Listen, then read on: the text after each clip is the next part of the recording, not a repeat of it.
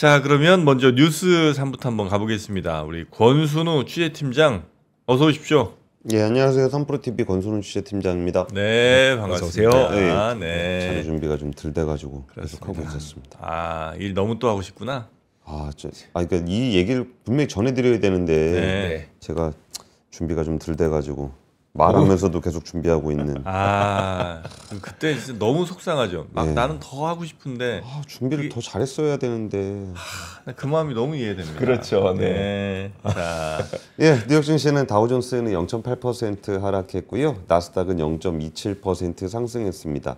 S&P 500은 0.18% 하락했는데 뭐 보시면 그냥 혼조세라 지수로서의 뭐 어떤 방향에 대한 의미는 별로 없는 것 같습니다. 네. 어제 박병창 이사님 방송하시는 거 보니까 뭐 이렇게 빠지는데 왜 빠지는지 모를 때가 제일 답답한 네. 상황이다라는 얘기를 좀 해주셨는데 요즘에 좀 그런 것 같아요. 그래서 뭐 대체적으로 설명을 하는 거는 이제 뭐 금리가 좀 오르고 있다. 그러니까 네. 국채 금리가 좀 오르고 네, 있다. 시장 금리가 좀 오르고 시장 있죠. 금리가 좀 오르고 있다라고 얘기하는데 뭐 그런 거죠. 이게 요새 경기가 나쁘다는 얘기 그러니까 미국 경제 네. 기준으로는 경기 나쁘다는 얘기 별로 안 하잖아요. 그러면 경기가 계속 나쁘지 않다라고 얘기하면 금리를 왜 낮추냐라는 상황이 되기 때문에 시장 금리 입장에서도 그러니까 뭐 기준금리가 내려가긴 했는데 아무리 그러니까 시장은 원래 금리를 더 내려주세요라고 말은 하지만 네. 근데 제가 봐도 내릴 상황은 아닌 것 같습니다라고 하니까 시장 금리는 올라버리는 네. 일이 좀 생기고 있는 거거든요. 그러니까 7월 하순 이후에 최대치 4.194%를 보이고 있습니다.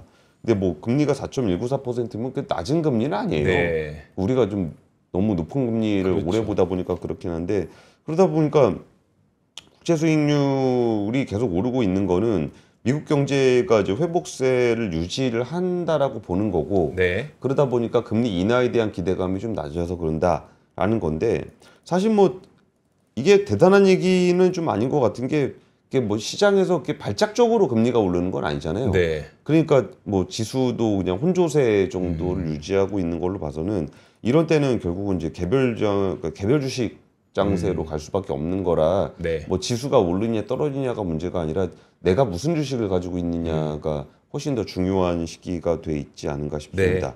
그래서 뭐 대체적으로 그 매그니피센트 세븐 종목들은 뭐 주가가 좀 여기도 혼조세예요. 엔비디아, 마이크로소프트, 애플, 구글, 알파벳 이런 데는 올랐고 테슬라랑 메타는 좀 하락을 네. 했는데 네. 그 얘기는 뭐 특별한 이유는 없다라고 보시는 게 맞을 것 같습니다. 네. 그리고 첫 번째 뉴스부터 전해드리겠습니다. 첫 번째 뉴스는 인텔이랑 삼성이 파운드리 동맹을 맺을 수도 있다라는 매일경제 단독 보도인데 왜 제목만 듣고 비웃으십니까? 제가요? 네. 아니, 비웃은 게 아니에요. 책었잖아요.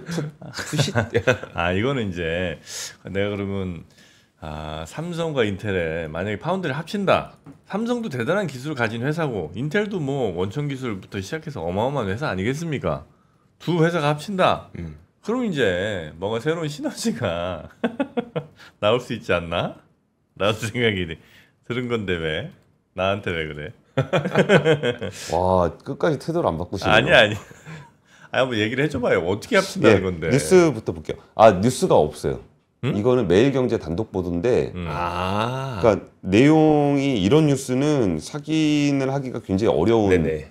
보도이고 이게 뭐 나중 돼도 이렇게 구체적으로 뭐가 지금 그래서 무슨 내용인데라고 물어보셨잖아요. 네? 네. 제목 말고는 뉴스가 없습니다. 그래요? 그러니까 원래 이런 뉴스도 저도 취재를 하다 보면은 종종 보는 스타일의 뉴스인데 네. 그러니까 이런 것들 이제 뭐 저도 이제 끝나고 와서 확인을 해봐야 되겠지만 확인이 안 될 겁니다. 그러니까 예전에 뭐 현대차랑 애플 네.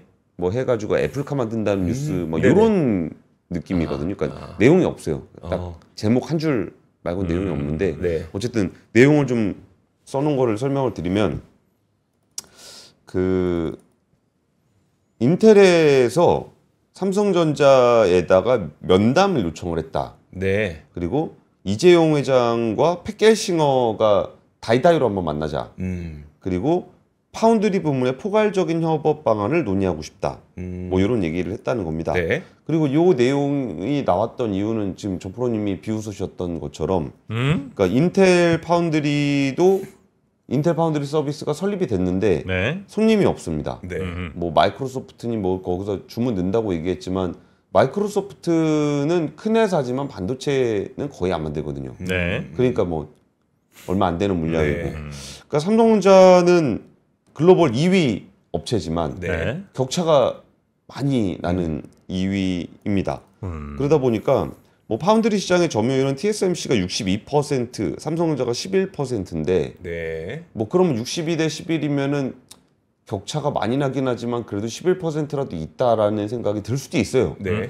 근데 중요한 거는 선단 공정이거든요. 음. 그러니까 첨단 반도체를 누가 만드냐에서는 TSMC가 간 그 92%. 이 정도면 그냥 독점이죠. 네. 그런 상황이 좀 이어지고 있다 보니까 여기서 좀 2, 3위, 그러니까 뭐 인텔은 3위 업체는 아닙니다. 3위는 UMC인데, 네. 그러니까 인텔이 3위가 아닌 이유는 파운드리 사업을 그동안 안 해왔기 때문에 뭐 그렇게 돼 있는 상황에서 좀 뭐 좀 해보면 어떻겠냐라는 얘기를 좀 하고 아 있습니다. 이거 뭐 할 건 있긴 있어요?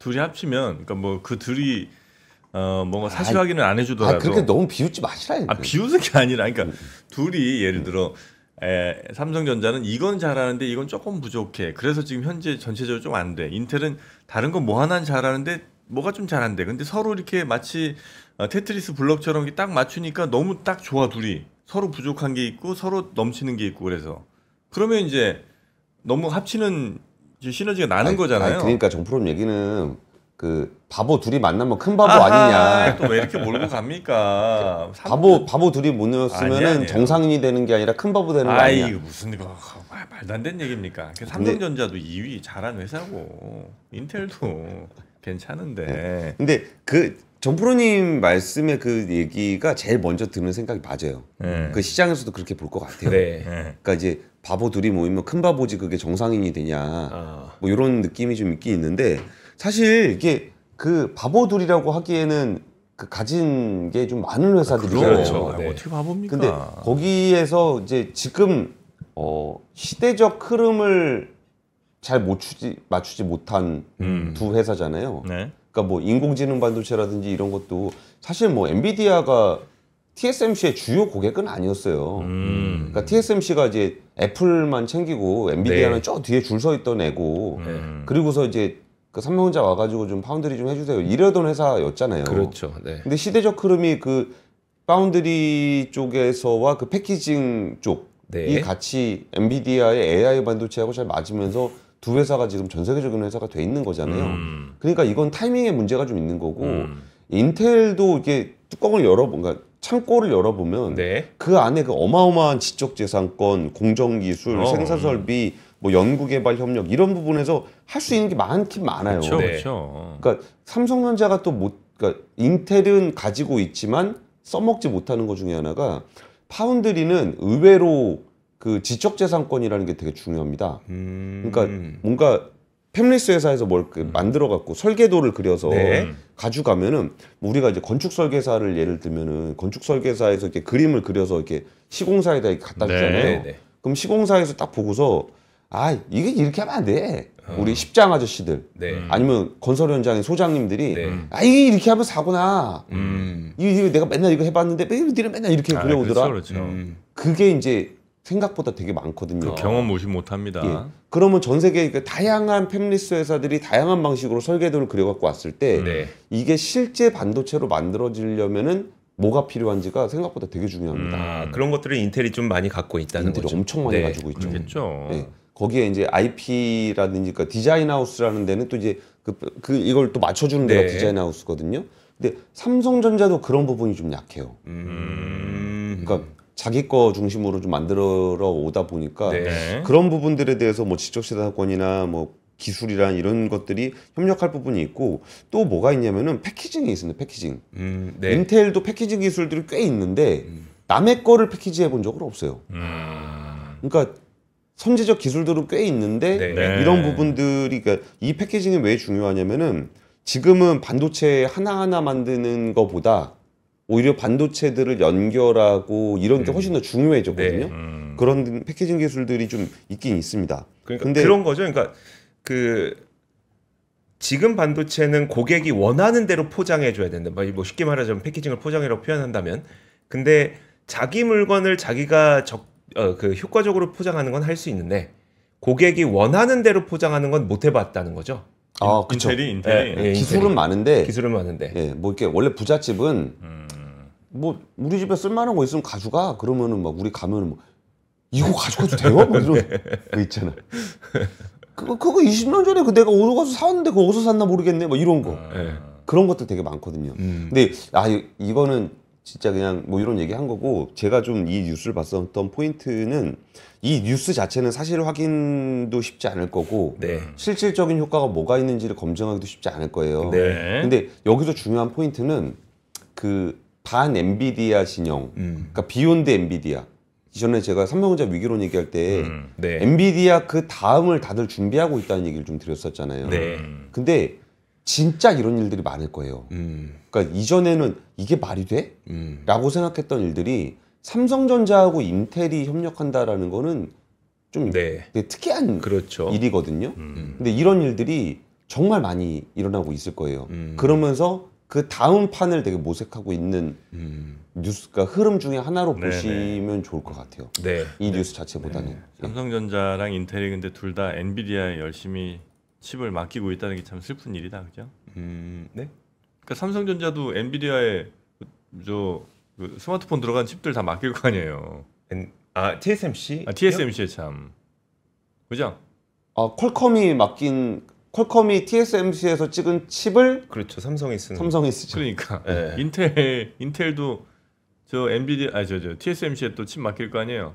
네, 맡겼죠. 그런 두 회사가 뭉친다 이거죠. 예. 비웃는 거 아니라고 몇 번 죄송합니다. 얘기합니까? 열심히 하겠습니다. 그래서 이제 삼성과 인텔이 뭉칠 수도 있다. 아직은 뭐 확인된 건 아니지만 두 회사 아직은 다 인정하고 있지는 않지만 그런 의견 타진이 있었던 것 같다는 보도가 있다는 거죠. 네. 네. 자, 첫 번째 뉴스. 만약에 이렇게 되면 이제 진짜 큰 뉴스긴 하네요. 네. 두 번째 뉴스 이제 가보겠습니다. 근데 큰 뉴스 아닐 수도 있습니다. 근데 여기서 강조드리고 싶은 거는 네. 이 뉴스뿐만이 아니라 그 진짜 예전에는 협력이라는 게 잘 안 될 것 같았던 회사들, 네. 그리고 그 회사들의 사이즈도 다 빅테크라고 불리는 회사들이 그 엔비디아 그 다음을 준비하기 위해서 물밑에서 굉장히 많은 작업들을 하고 있다. 네. 그리고 이제 이런 기회를 통해서 그 협력을 통해서 다음 엔비디아를 만드는 과정들이 엄청나게 필요하다라는 것들에 대한 얘기를 좀 드리고 싶어요. 그러니까 안 될 것 같이 보이잖아요. 네. 근데 안 될 것 같은 걸 해야 또 그 다음이 있는 거거든요. 네네. 그래서 그런 부분들 좀 이거 되게 재밌는 뉴스네라는 생각이 좀 들었어요. 네, 재밌네요. 네. 두 번째 뉴스는요, 수출이 조금 안 좋습니다. 그러니까 원래 수출은 제 20일에 발표된 수출 지표는 잘 전해드리지 않는데 네. 이번에 수출 지표가 좀 꺾였길래 이거 이래도 되나 싶어서 좀 전해드리겠습니다. 이 10월 들어서 20일까지의 수출이 전년 동기 대비해서 2.9% 감소했습니다. 그러니까 이게 내용은 조업 일수가 줄었다. 10월? 예. 10월에 10월 9일 저 한글날 좀 많이 놀았죠. 10월 개천절. 초에 이틀 있어. 맞아. 3일 있어. 3일 쉬었죠. 국군의 날 뭐 이렇게 네네. 해갖고. 그러니까 정프로님이 우리 직원들 자꾸 논다고 엄청 뭐라 하셨잖아요. 저 논다니요. 노는 게 아니고 여러분이 더 열심히 일할 수 있도록 휴식을 취하는 거죠. 네. 저 그렇게 생각하지 않습니다. 근데 10월 달이 좀 쉬는 날이 좀 많긴 많았습니다. 네. 이것들 막 저 10월 2일 날 또 휴가 내갖고 막 놀러 이어서 가더라잉. 나라에서 또 임시 공휴일도 네. 지정하고 그 전주에는 또 추석이 있었고 너무 좋더라고요. 뭐 그런 것 때문에 그런 게 맞습니다. 조업 네. 일수 때문에 그런 건 맞아요. 그러니까 일평균 수출액만 따지면은 일평균으로 따지면 수출이 1% 증가하긴 했는데 이게 20일까지의 수출을 해보니까 전년 동기에 비해서 2.9% 감소했더라라는 겁니다. 그래서 이 부분이 좀 신경이 쓰였던 이유는 우리가 이제 슬슬 우리나라 경제를 올해를 끌고 온 거는 수출입니다. 네. 수출이 네. 워낙 좋았기 때문에 잘 됐잖아요. 잘 됐어요. 네. 그 내수 쪽에서 좀 힘든 부분이 수출 때문에 지표로 좀 감춰져 있던 측면이 분명히 네. 있거든요. 네. 근데 이게 수출이 이제 수출도 아니지. 반도체. 네. 반도체가 좀 다운 사이클로 가게 되면은 이제 수출에서 좀 데미지를 입겠다라는 생각들을 하고 있는데 그리고 그거를 근거로 해서 그 전에 뭐 모건 스탠리가 뭐 겨울이 오네 마네 막 이런 얘기했던 것도 수출 지표 때문에 그런 거였거든요. 네. 근데 수출 지표가 이번에 그 조업 일수 때문에 좀 감소했다라는 지표가 나와서 아 찝찝하다. 근데 제가 기억하기로는 작년 9월 이맘때쯤부터 반도체 수출이 꽤 급격하게 좋아지기 시작했던 걸로 기억나거든요. 예. 그러면 앞으로 나오게 될 수출 지표의 경우에는 조업 일수를 제외하더라도 수출 증가율이 상당히 둔화될 가능성이 있는 거 아닙니까? 작년이 워낙 좋아서 작년 아마 이맘때쯤부터 좋아지기 시작했던 걸로 저는 기억이 나거든요. 그러니까 그래서 저도 숫자를 한번 봤는데 네. 그 반도체 지금 같이 보시면 반도체 증감률이 36.1%로 이게 낮지 않아요. 네. 그러니까 반도체가 꺾이진 않았고 36%가 늘었어요? 예. 오, 괜찮네. 네. 뭐가 그렇게 주는 아 거예요? 그러니까 삼성 혼자 자꾸 무시하지 마시라고요. 아니 우리가 뭘 무시한다고 그 사람들이 무시가 됩니까? 삼성전자인데. 예, 그래, 아니 그래서 이제 반도체 괜찮고 뭐가 안 좋은 거예요? 일단 승용차 그 차도 원래 좋았는데 네. 조금 감소했는데 차가 의외로 조업일수 영향을 많이 받습니다. 차는 그렇지. 네. 예, 차는 차는 조업일수 영향을 많이 받고 네. 석유 제품이 한 40% 석유 감소했는데 제품 그렇지. 석유 제품은 사실 뭐 경쟁력이나 수출보다는 유가의 영향을 많이 받습니다. 네. 그래서 이게 석유 제품이 좀 많이 빠진 부분들이 좀 있어서 전반적으로 설명하기에는 조업일수 때문이라는 게 맞는 설명인데 네. 우리가 지금 다들 신경 쓰고 있는 아까 이조 기자 얘기했던 그 부분이 네. 아 이게 날이 좀 선선해지는 것 같은데 그러니까 일시적으로 날이 추운 날이 있을 수 있잖아요. 네. 그러면 딱 추운 날 느꼈을 때 아 추워진 건가? 음. 라는 지표가 좀 나와서 네. 조금 이게 우리나라 경제는 조금 찝찝하다라는 네. 지표로 보시면 돼요. 찝찝하다. 알겠습니다. 뭐 월말까지 좀 보고 또 조업일수 제외한 것도 한번 잘 따져봐야죠, 뭐. 아 월말까지 가면 플러스 나올 거예요. 그렇죠? 예, 예. 예. 이게 그 지난해 10월보다 한 1.5일이 전체 조업일수 더 많대요. 네. 근데 초에 많이 쉬어서 그렇지 네. 뒤에는 많이 안 쉰다고 하니까 네. 그래서 이제 플러스가 나오긴 나올 건데 뭔가 안 그래도 조금 이제 선선하다고 느끼고 있는데 마이너스 지표가 한번 네. 나오다 보니까 아 근데 예를 들어서 자동차는 그냥 조금 더 이해가 되는데 우리가 뭐 매일 만들어서 매일 먹어야 되는 우유를 수출하는 건 아니잖아요. 예, 예. 근데도 그렇게 조업일수 영향을 많이 받나? 예를 들어 내가 외국의 바이어야. 그 10월 5일까지 좀 보내주세요 반도체 이렇게 했을 때 그냥 포장해서 만들어 놓은 거 보내면 되잖아요. 매일매일 만들어서 어제자 저 반도체 보내드릴게요 이런 건 아닐 거 아니에요. 아 근데 조업일수라는 게 네. 그 딱 비즈니스를 하는 날 그런가? 네, 비즈니스 하는 날이라는 게 있잖아요. 그 영향을 받는다. 영향을 이거죠? 많이 받죠 조업일수는. 그래가지고 수출 지표가 되게 중요한데 10일, 20일 뭐 이 단기 지표를 잘 전해드리지 않는 이유가 조업일수 영향을 너무 많이 받아요. 네. 그래요? 네, 그래서 그런데 이번 거는 조업일수 때문에 그렇긴 하지만 우리가 좀 찝찝해하고 있는 상황이기 때문에 네. 좀 마이너스 지표에 대한 얘기를 항만도 쉬나? 항만. 쉬죠 항만 그래요? 노동자들. 항만에 이렇게 저 크레인 같은 거 이렇게 하시는 분들도 그러니까 그분들이 뭐 모두 다 쉰다. 라고 그건 보긴 아니지만 어렵겠지만 어쨌든. 휴일이라는 거는 아무래도 생산성이 좀 네네네. 떨어지잖아요. 네. 그래서 그런 부분들에 좀 찝찝. 여튼 수출이 지금 10월 1일부터 20일까지 요거만 떼보자면 조금 줄었다 작년 대비. 네, 마이너스. 그래서 약간 불안불안한 느낌이 좀 있다는 거죠. 네, 그래서 자, 크진 않지만 네. 마이너스 2.9% 감소한 숫자가 나왔다. 네. 자, 세 번째 뉴스 가보겠습니다. 세 번째 뉴스는요. 그 현직 차관급 이상 고위 관료와 22대 국회의원이 가장 많이 보유한 주식은 무엇인가? 라는 보도가 있길래 또 그냥 삼성전자. 오늘 삼성전자 얘기 왜 이렇게 많이 하는 거야?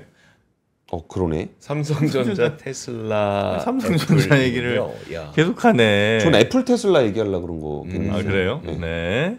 그러니까 되게 이제 고위 관료나 국회의원이라고 생각하면은 좀 뭔가 권력과 정보가 네. 좀 있는 사람들이지 않을까 해서 무슨 주식을 사나 봤더니 애플 테슬라 주식을 이렇게 많이 샀다라는 거 보면서 아 이게 서학개미구나.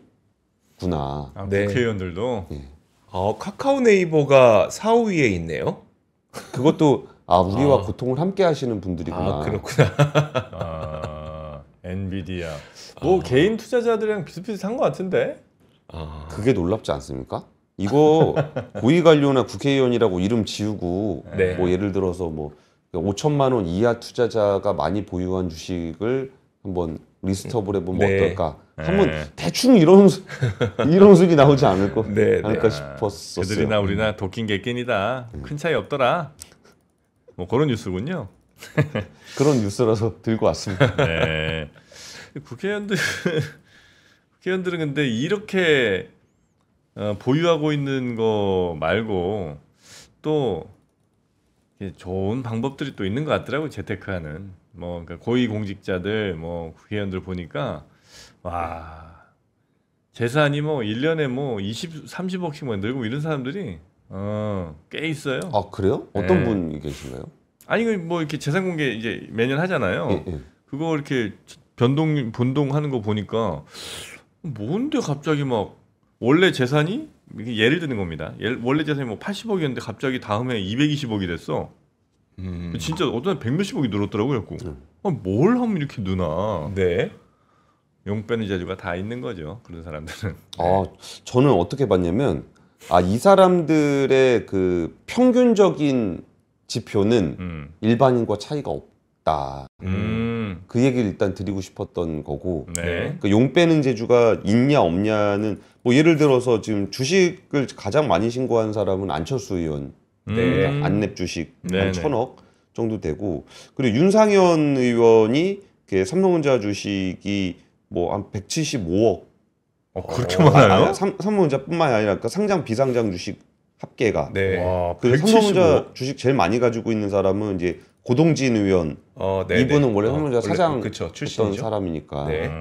뭐 그런 분들이라 이거 그러니까 이게 일단은 그 저는 고위공직자들이든 국회의원이든 주식을 많이 사셨으면 좋겠습니다. 그러니까 주식에 대해서 네. 좀 주식이 도박하는 건 아니잖아요. 네네네. 그러니까 저는 부동산 투자하는 것보다 주식 투자하는 게 나라 경제에 훨씬 더 이롭다고 생각하거든요. 네. 뭐 부동산값 오르면은 나라 경제에서 이래저래 부담이 돼요. 네. 근데 주식은 좀 올라도 그 기업 경제 활성화하는 그렇죠. 건 나쁘지 않거든요. 네. 네, 그런 게 네, 있었는데 이거 보다가 이거 어떻게 해석하실지 모르겠지만 그 뭐가 있나 하고 2위가 누군가 봤더니 홍철호 대통령실 정무수석이시더라고요. 네. 그러니까 1위가 안철수 의원이고 네. 2위가 홍철호 대통령실 정무수석인데 제가 이분에 대해서는 이거 깊게 취재했던 거 아닙니다. 네. 깊게 취재 안 했는데 잠깐 봤더니 이게 비상장 회사인 플러스원의 주식 가치가 219억 원이더라. 비상장 회사. 네. 그래서 아까 정프로님 뭐 용 빼는 재주가 있더라라고 얘기를 하셨는데 그래서 홍철호 의원이 뭐 하시는 분이지라고 보니까 이제 굽네치킨 네. 그 회장님이시더라고요. 네. 근데 이거는 이분이 좋다 나쁘다를 떠나가지고 그 치킨 회사에 보면은 플러스원이라는 게 도계 업체고 네.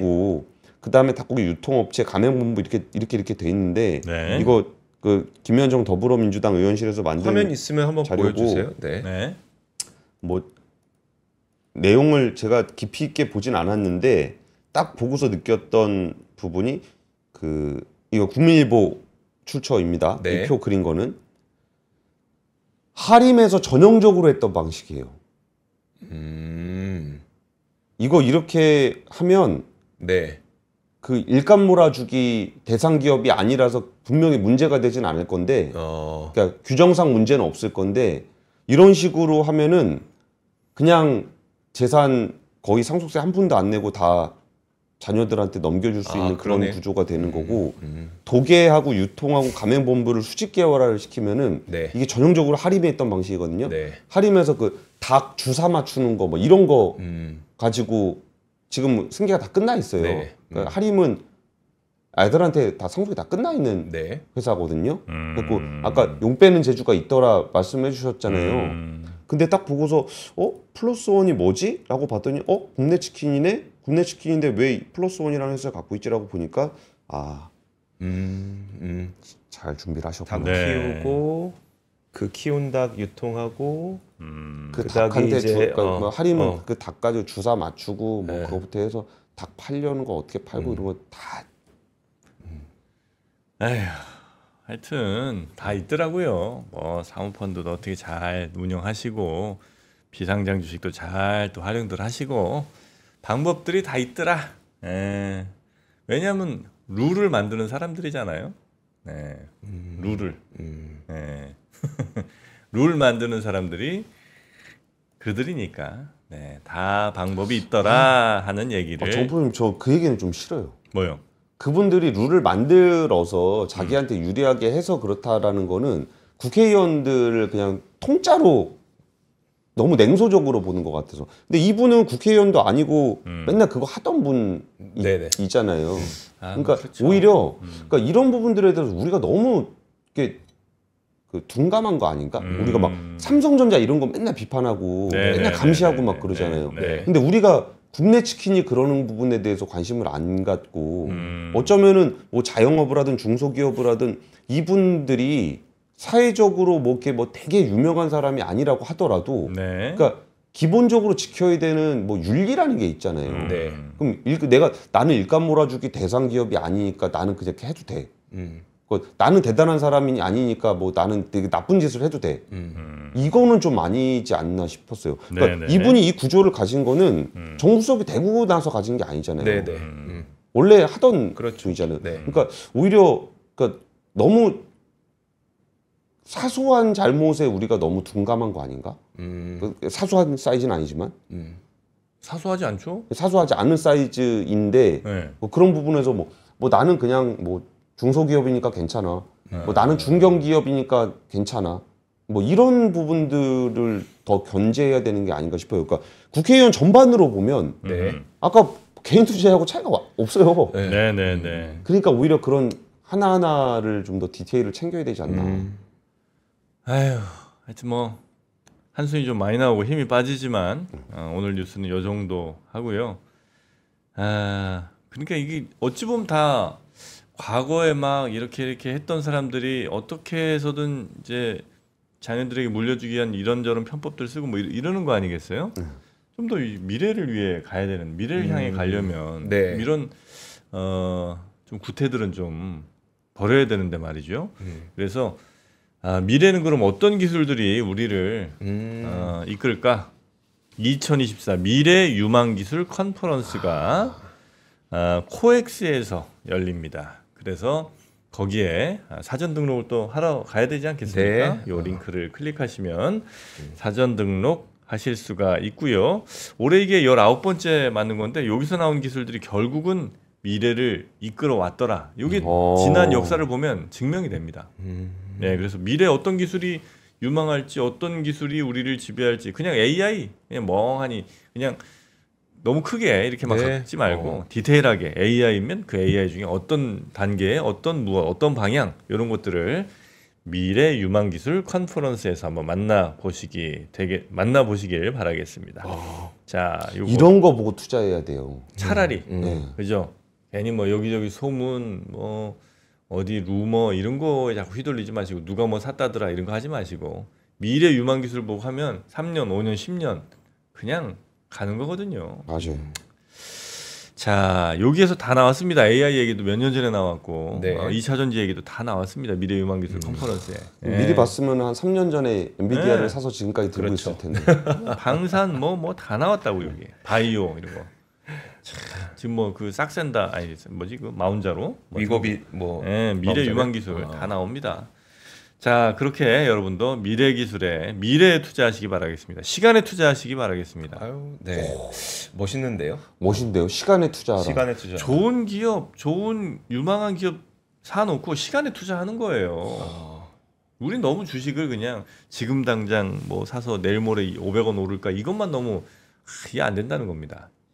예, 여러분 invest your time 언젠지를 좀 말씀해 주세요. 근데 뭘요? 행사가 열리는 날 그거 나도 모르지. 10월 30일. 그 언제 열린지까지 내가 알아야 됩니까? 10월 31일에 열립니다. 시간에 투자하세요, 여러분. 네, 시간에 한번 투자해 보시죠. 네. 자, 우리 권 팀장님 오늘도 고생 많으셨고. 저 샴푸 얘기하실 줄 알았는데. 아, 샴푸 또 준비하셨구나. 아니야 오늘 써보니까 아이고. 뭔가 느낌이 달라. 아이 원래 오늘 하는 날 아닌데 그래 한번 하자. 자, 우리 권순우 씨 팀장은 샴푸 어떤 샴푸 썼을까요? 그래비티 샴푸. 그래비티 어떻게 알고 썼을까? 뭘로 알고 쓰신 거예요? 아니 이게 왠지 하실 것 같아갖고 네. 제가 안 써보고 얘기하면은 네. 뭔가 전 프로님한테 혼날 것 같아서 혼나죠. 안 되죠. 이게 써봤는데 네. 그게 샴푸에도 이런 그러니까 실질적인 느낌이 드는구나. 아하. 약간 이게 볼륨감 네. 그렇습니다. 그 느낌이 든다는 게 신기하더라고. 원래 그냥 머리 감으면 머리에 착 붙었죠 그냥 두피에 그냥 딱 늘러 붙었었죠 깻잎처럼. 일단 오늘처럼 그런 이렇게, 찝찝함은 없었는데 이렇게 살아난 쓰니까 거죠. 이게 기능성 샴푸구나라는 느낌. 맞아. 요 카이스트 네. 교수님이 네. 하셨잖아요. 네. 네, 우리 따개비 네. 어떻게 붙어 있어요? 폴리페놀. 폴리페놀이잖아. 네. 역시 제약은 좀 다르네. 네. 요걸로 그래비티 썼어요, 안 썼어요? 네, 썼어요. 썼어요? 네. 쓴 머리에? 이거 그렇게 티 안 납니까? 확실히 좀 머리 볼륨이 사네. 볼륨 살고 덜 빠지고. 네. 그게 핵심입니다. 네. 빠진 머리는 제가 얼마 전에 그 결혼정보회사 사람들 만나서 얘기를 좀 들어봤는데 네. 다른 건 다 되는데 머리 빠진 건 안 된답니다. 네. 그래서 결혼정보회사 가시기 전에도 그래비티 샴푸로 꼭 여러분의 볼륨을 놓치지 마시고 어머님들 보시면 또 이렇게 약간 좀 머리가 가늘어지면서 맞아요. 볼륨감 빠지는 게 너무 속상하시다는데 그것도 그래비티 샴푸가 잡아드립니다. 자, 요 링크 따라가시면 저희 영상 아래 링크 있죠? 네, 네. 거기 더보기 누르시면 그 그래비티 샴푸 링크도 있으니까요. 거기 한번 가보시면 얼마 안 남았을 겁니다. 여기 워낙 생산하는 대로 다 팔리더라고. 맞아요. 할인도 네. 안 해주는데. 할인도 안 해줘 여기는. 네. 예. 그냥 물량 확보했다는 게 축제입니다 여기는. 예, 우리 물량 확보 좀 해놨으니까 어디 가셔서 봐도 할인 없습니다 여기는. 예, 우리 아마 5%인가 아마 살짝 할 텐데 그것도 대단한 겁니다. 네. 링크 따라가시면 그래비티 샴푸 만나실 수가 있고요. 자, 오늘은 뭐 광고할 거 다 한 것 같네요. 네, 권순우 취재팀장 고생 많으셨고 내일 뵙겠습니다. 고맙습니다. 네, 감사합니다. 삶의 격을 높이는 9가지 지혜를 함께 나눕니다. 위즈덤 칼리지 시즌 2 영상 아래 링크를 클릭하시면 자세한 내용을 확인하실 수 있습니다.